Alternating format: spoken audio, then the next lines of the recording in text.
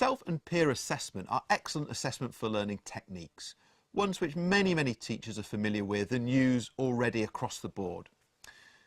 When we use self and peer assessment, we're giving students the opportunity to judge the quality of their own work or the work of a peer.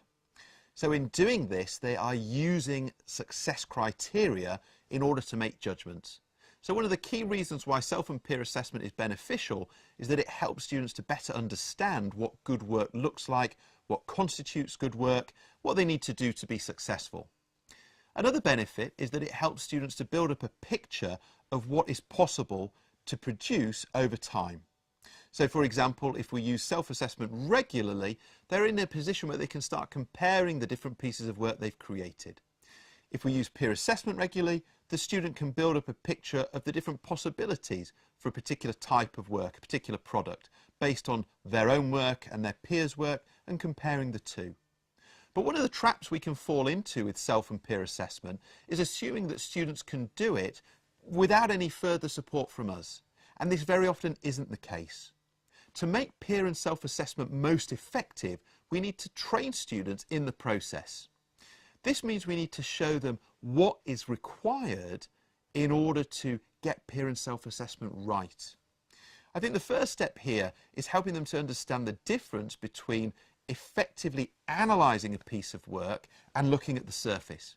Because we know that often if students are given a peer or self-assessment task without any additional support, they can start focusing on surface level things such as neatness, or if it's a visual piece, whether it's been coloured in well or not. And of course these things don't really have anything to do with the learning. So when training students in how to do peer and self-assessment effectively, we need to start by modelling how to effectively apply a set of success criteria or a mark scheme. So we need to show students what they need to be looking for.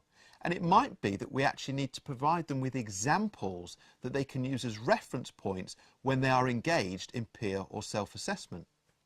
In addition, we need to show them how they then take that identification stage and go to the next stage of providing effective feedback. So again, we need to model this for them and we need to provide illustrative examples. In short, when we're training students in how to do peer and self-assessment, we need to employ exactly the same kind of methods we would use if we were introducing students to some new content or a new process or a new skill. It's the same set of principles. When we do this, we can expect students to deliver a higher quality peer and self-assessment. With that said, we shouldn't expect too much too soon. It's worth remembering that students will need practice to make their peer and self-assessments better and better.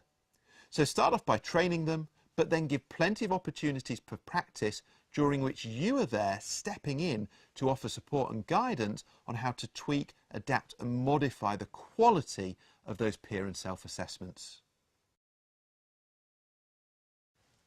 Golden nugget.